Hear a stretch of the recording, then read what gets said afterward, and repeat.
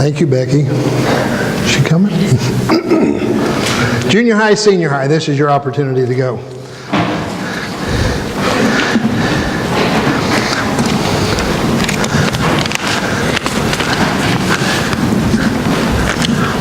I laugh. Joe comes and says the organ quit.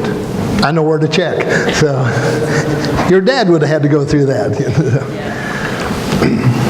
Becky's dad was here as minister, Brother Hill, 33 plus years. Brother Runyon was here 33 plus years. I just want all of you to know I've really appreciated your dad and Brother Runyon. I'm going to beat both of them. So I've got my 32 now. But anyway, we're very glad. Thank you so very much. And not many churches are blessed, though, to have 3 long ministries like that, and that has really made quite a difference, and we need to be appreciative of how God works in that way. Today I'm going to start a new series of sermons, and it's about listening to God as much as anything else. I call it the voice of God, but it's about listening. We're a people that talk. It's about listening. I want to talk about respect to start with. Things sure have changed probably since you were a youth. I know they have for me. I suppose I hear that statement almost every week. Now, note, I want you to understand, not all changes are bad. Not all changes are bad. Let's say since the 1950s and 60s. What about automobile safety? It's so much better than it's ever been. Cars are so much uglier than they ever were, but they're a whole lot safer than they've ever been. The world has changed. Today you got seat belts, you got airbags. If you're a drinker, you got to breathe into a pipe before to start. There's all sorts of safety features that are starting to happen. How about health care? We've seen tremendous changes in health care. Many of you always ask about my health situation. I met with my heart doctor a week ago, and he said, "Mike, are you still walking? This is good. You're like this." I said, "I am. I walk 3 miles a night." He said, "How's that going?" I said, "I stop at a mile and a half, take 2 nitro, and I can make it back to church." So he said, "It's not supposed to work that way, Mike." So healthcare has changed. You just think about just what I've been through. It's amazing. So we've seen the advancements in medical and technology and all the rest that you can think about. But one change that jumps out at me that I don't think is all that good, and most of us would probably agree, is that on respect. Remember the respect that you used to have for your teacher at school? Man, we don't see too much of that anymore. Or for policemen, and we see that on the news every evening, the lack of respect that goes on there. Or property, someone else's property, or other people. Remember manners? Does anyone else remember them, manners? Where you were instructed to say, "Yes, sir," "No, sir," "Yes, ma'am," "No, ma'am." I know that I wasn't allowed as a youngster to call an adult by their first name. Did anyone else have that? It was Mr. or Mrs. Now, if they finally said, "Mike, just call me Bob," then I could do that. But not until they have given me permission. Respect wasn't something that you had to think about. It was a way of life. A way of life. Have you ever been told that it's better to be seen than heard? Some of us have been there. Or too much talk, not enough listening? That was my teacher's favorite expression to me. According to interruption science, I didn't even know there was such a thing until I got a hold of this. According to interruption science, we are interrupted every 3 minutes by another person. Every 3 minutes on an average. That's amazing when you think about it. Many times someone is so anxious to start talking that they can't wait till you have finished. They interrupt you because they want to tell their story. Well, today I want to ask you to think about that communication, that relationship with God, and how that works. How whenever we are talking to God. Today I want to challenge you to consider that your conversation with God, who's doing the talking? Who's doing the talking? Many times, we're the ones talking and telling God instead of letting God speak to us. Something even more important, I think, than talking to God is listening to Him. Listening to Him. So how do we do that? How do we get about listening to God? Well, folks, we start by being attentive. Be attentive. It's going to be an important part of what we are going to learn about Christ. To pay attention is not a strong attribute in our world today. We are filled with our world is filled with so many distractions. devices. You know, I'm amazed at all the devices, people doing this. Every time I preach a funeral, I'll say, now folks, I'd like for you to turn your cell phone off or put it on vibrate. And then, you know who I see struggling? Old people. They're struggling with their device. And I'll usually say, I've got a 4-year-old up here who can help you with that. You ever know, if you need your device fixed, who do you turn to? Someone about this size. Because they've mastered it. There's all those devices.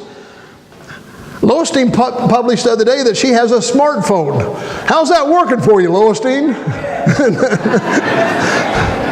just pointing out. We got all these devices, and there they are. They just distract us.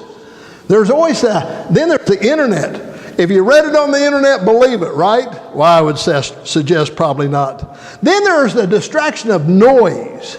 Have you noticed how noisy the world has become? It's just noisy. Everywhere you turn, there's a horn honking. It just never quits. It's loud. There's the distraction of appointments. People don't just happen anymore. You make an appointment to happen. You have to hurry up, and then you have to wait. There's the distraction of cars and trucks and trains. I was so aggravated the other day. I was sitting at Reddy's corner, and the guy in front of me, by the way, you won't notice I said the guy in front of me is texting somebody. We sat through the first stoplight, and I thought, I can't honk. I can't. The second stoplight, I honked. He made it through. I waited for the third stoplight. You know, we're easily distracted. There's always something for our attention. So that's where I want to go with this series. I want all of you to start thinking about how much are you listening to God? Now, I'm not saying, have you heard God's voice? I'm asking how much you're listening to God. Let's start with the 46th Psalm. It's a favorite of everyone. It's a beautiful psalm. If you've not marked it, you should. Verse 10, it quite simply says, be still and know that I am God. I will be exalted among the nations. I will be exalted on earth. Be still. Be still. Take a break. So all of you in your relationship with God on being attentive, I want you to take a break. It's more than just talking. I want you to start thinking about just sitting still for a minute. How busy are you? I suggest that most of you at some time or another, as you're sitting there, you've got 3 hours at home. It's a window that you've been looking for an opportunity just to sit down and take a break. And what do? Well, I need to do this. I need to do this. Let's do that. Or we jump up and we run the refrigerator. You ever notice how a refrigerator door, you may not want anything, but you stand there and look in? I know that happens to some of you. It happens to me, and you can see I don't eat a lot. I stand there and look in, keep thinking, why am I here? Why am I? We get distracted. So we find ourselves not being still. We become busy with everything else that is going on.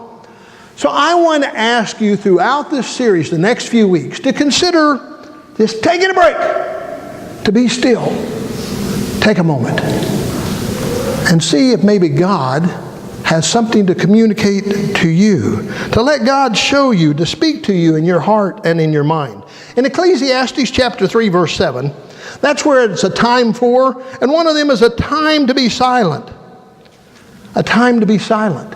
So here's a couple times that has been pointed out to us. In Job chapter 37, verse 14, it's going to say, his friend is going to say, listen, stop and consider the wonders that God has done. We are distracted, folks, throughout all of life. Now, whenever there's not noise or devices or gadgets that are distracting us, now it gets into a personal thing. We become distracted by those troubles and difficulties in our life. Every one of you have done that as well. That we get distracted by troubles, by problems of life, where we miss what God is trying to communicate to us. Sometimes we've got to give our mind a break and just sit and appreciate and be attentive to the great things that God has done. And that's what, if you read on in Job, that's what he's going to say. Who do you think put the clouds up there? Who do you think makes a thunder roar? And we start becoming attentive to the things of God. To be attentive. You know, sometimes we have tough weeks. We've had a couple tough weeks at our home lately. And those tough weeks, I found the other day I was sitting out in our swing. We have a swing there in front of our garage. And I was sitting out in the swing. It was early one morning. And I'm thinking about this series of sermons. And in thinking about them, I'm going to take a time just to sit here. I'm not even swinging because the swing squeaks. It's a distraction. So I'm sitting there. And then all of a sudden I'm amazed. Early that morning the birds are singing and chirping, and I thought, God did that. I needed this today. Late, not too long ago, one night I was sitting out in that swing, and the wind is blowing through the pine tree. And once again, this series of sermons is on my mind, and I'm thinking, God did that. I've missed that many, many times. The beauty of that moment. Not long ago, we had a tremendous thunderstorm late one night. And because of some of the things going on, I was sitting out there again, and the wind's blowing, and I'm feeling the wind, and I'm feeling the rain blow in on me. And I thought, God did that. And there's times we've missed that and never been attentive to that. Not long ago, I was sitting there, and we have a herd of deer. I'd like to tell you we got 2 or 3. The other day there was 7 standing in our driveway, and they dared me to go forward. It was a challenge. As I tried, it was like back on the days on the farm where you're trying to get through the cows, where the deer just stood there, won't move. And I watched. And you know what I noticed? How attentive they are. You ever watch a deer? They hear a noise. What happens? They're attentive.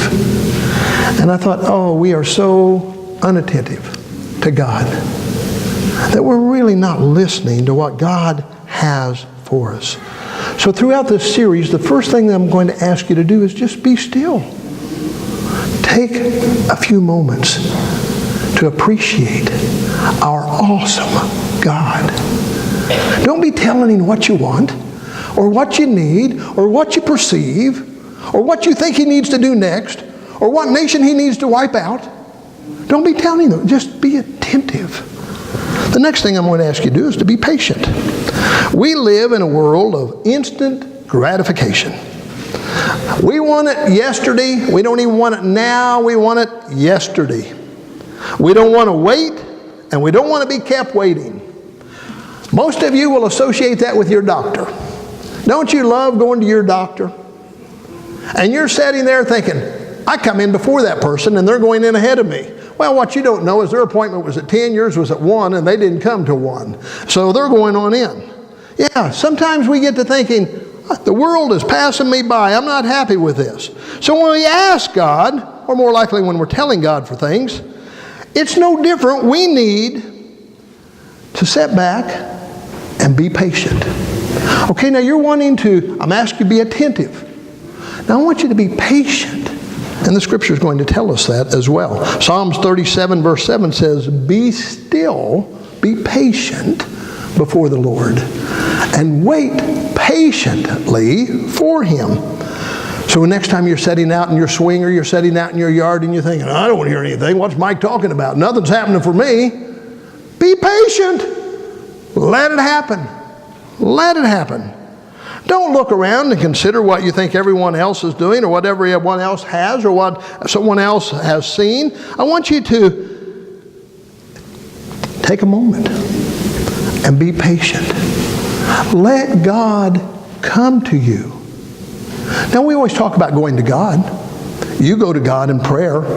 Time and time again, you're going to kneel before God and you're going to ask God for whatever's on your heart or your mind. You've gone to him. I want you to think about sitting there and letting God come to you. You may think you don't have a relationship with God, but it's because you're thinking, I only go to him. Let him come to you. Be still, be patient, and let it happen. Most of you will have told me, and many of you, I'll say it that way, have told me throughout the years that I don't think God's hearing me. I don't think God's paying attention to me. God has not heard my prayer. Maybe God is saying, hush, let me get a word in. Let me say something. Let me show you something. Let me reveal to you all that I have done. And instead, we want to give instructions. So, be patient. In your relationship with God, be patient. Whenever you're developing a friendship, or whenever you were dating, it takes some patience. You know, Deb's lucky to have me, but it took some patience for her to get that point. You know, it took some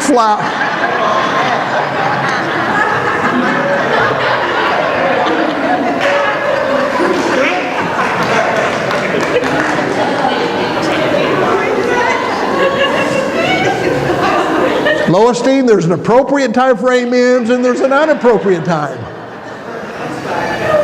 Yeah, I can tell how sorry you are. She is very lucky to have me, Loistine. I'm done. You work on your relationships, whether it was with your spouse.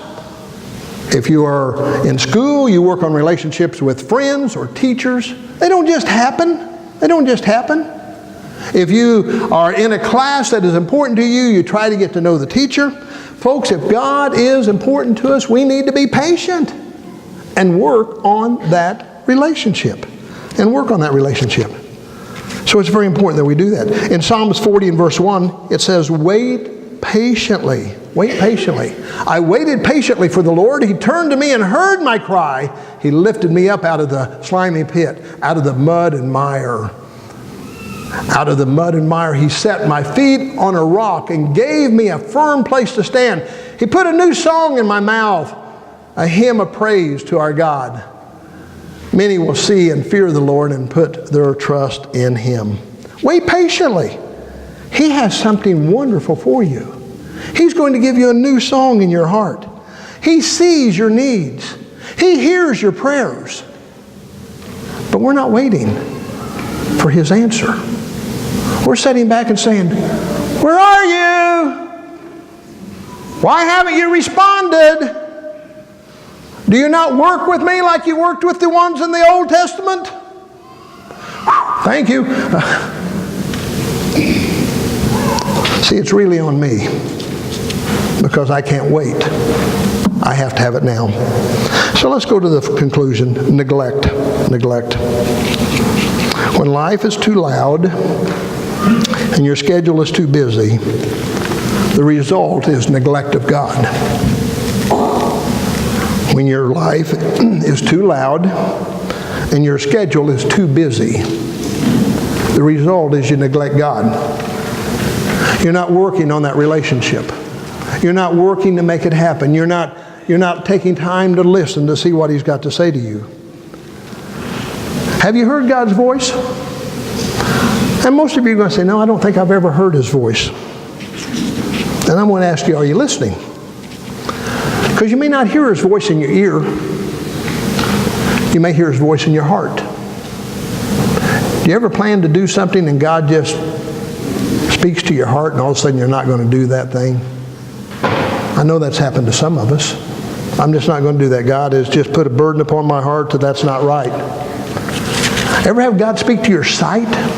Where He's speaking to you about something you see, and you've seen a need, and you thought, something's got to be done about that need.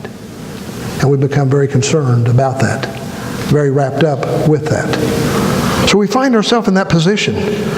So He says, be still and wait. Be still and wait. Have you ever had God that has just spoken to you whenever you least expected it? And He's put a burden upon you for something? Or you've spoken to God, or God's spoken to you whenever you just couldn't visualize what I'm going to do next. And God has opened the door? Or God has given you an opportunity? Folks, that's God speaking to you, wanting to help you to your next phase of life. Be still and wait. So throughout this series, I'm going to ask you, we're going to address some things where we will hear the voice of God. I'm going to ask you to do this. This week, I want you to be in prayer about be still and wait. Let God do the talking. See if He speaks to you this week. We've got ones that need to make a decision. This would be your opportunity. Will you please stand as we have our invitation?